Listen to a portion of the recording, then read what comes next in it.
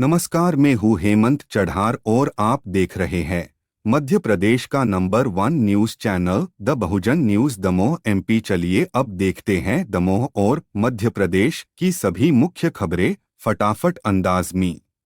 दमोह जिले में दिव्यांगजनों के लिए दिव्यांग प्रमाण पत्र और उदीद कार्ड जारी करने की प्रक्रिया को तेज करने हेतु प्रतीक्षा सिंघई को नोडल अधिकारी नियुक्त किया गया है। कलेक्टर सुधीर कुमार कोचर ने सिविल सर्जन को निर्देश दिए हैं कि वे नोडल अधिकारी को आवश्यक सहयोग प्रदान करें। यह पहल दिव्यांगजनों की शिकायतों के त्वरित समाधान और उनके अधिकार सुनिश्चित करने के लिए की गई है। तेंदुखेड़ा सीएम राइस स्कूल में प्रवेश उत्सव कार्यक्रम का आयोजन किया गया, जिसमें मां भारती स्व सहायता समूह के रसोइयों ने विशेष भोज का आयोजन किया। यह कार्यक्रम कलेक्टर सुधीर कुमार कोचर के निर्देशानुसार जिले में चलाए जा रहे प्रवेश उत्सव का हिस्सा है। इसका उद्देश्य छात्रों के लिए शिक्षा के प्रति उत्साह और प्रेरणा बढ़ाना है। बागेश्वर धाम के पीठाधीश्वर पंडित धीरेन्द्र कृष्ण शास्त्री ने हिंदू क्रांति अभियान की घोषणा की है। उन्होंने कहा कि हिंदू राष्ट्र से पहले हर गांव में सुंदरकांड मंडल बनाए जाएंगे और जात पात व छुआछूत को समाप्त किया जाएगा। इस अभियान की शुरुआत इसी महीने से होगी और इसके लिए टीमें रवाना हो चुकी हैं।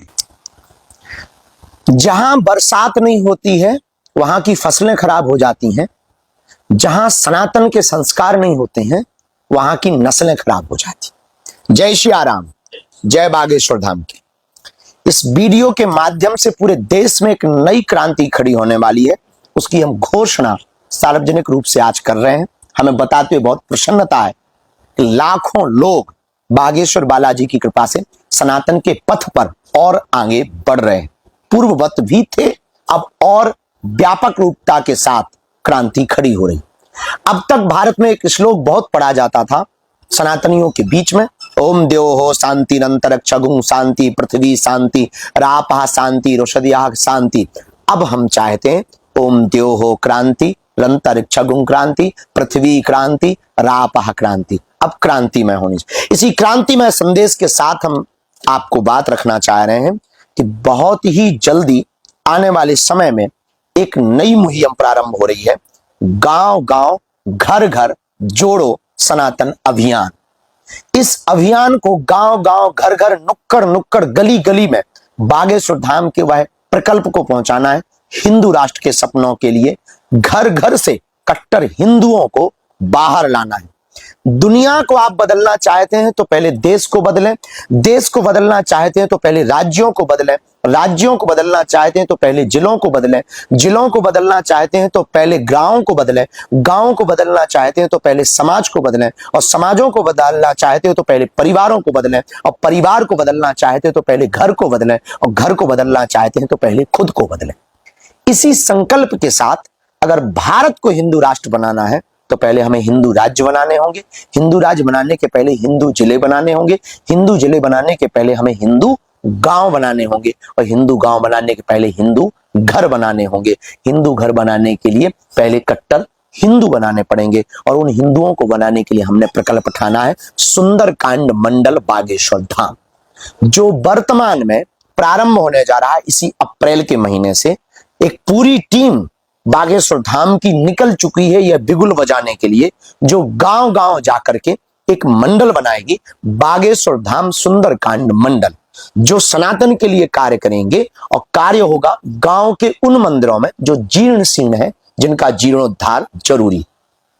इस मंडल में कितने भी लोग गांव के सम्मिलित हो सकते, पर शर्त यह है भेदभाव जात पात छुआछूत से ऊपर उठकर इस मंडल में सम्मिलित होंगे। सभी समाज के लोग रहेंगे, एक साथ बैठेंगे।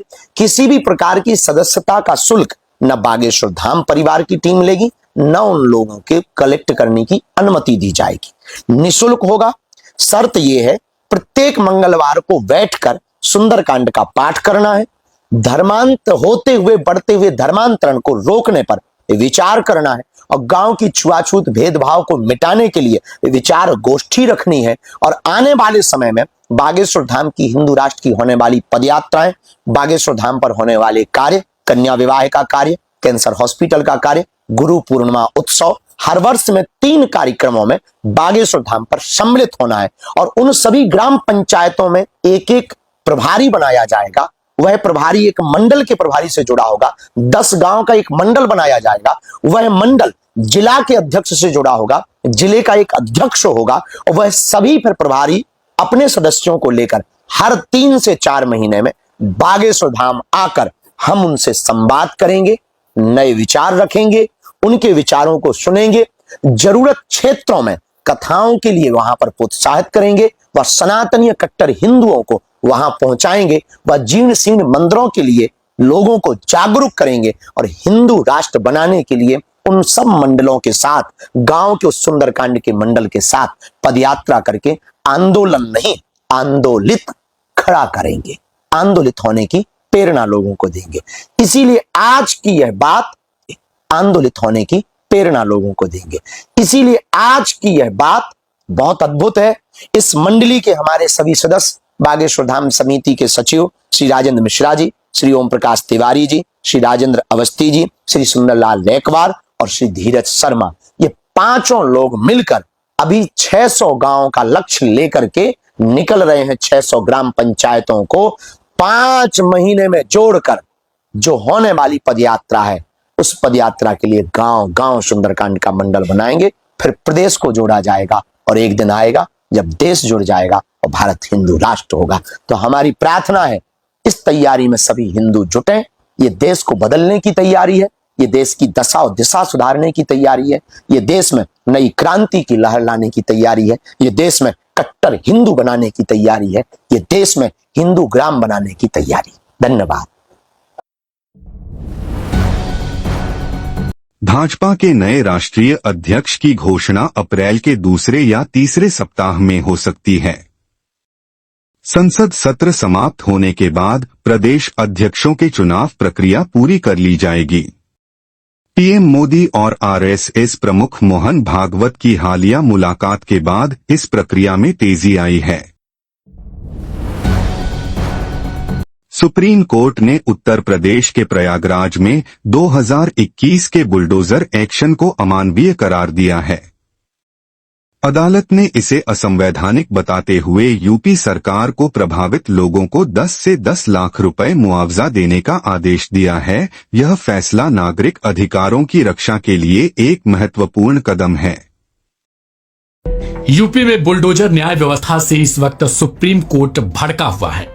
इस वक्त की बड़ी खबर सुप्रीम कोर्ट से ही आ रही है। दरअसल कोर्ट ने राज्य सरकार को फटकार लगाते हुए प्रयागराज में गिराए गए कुछ घरों को दोबारा बनाने के लिए फंड की व्यवस्था करने को कहा है।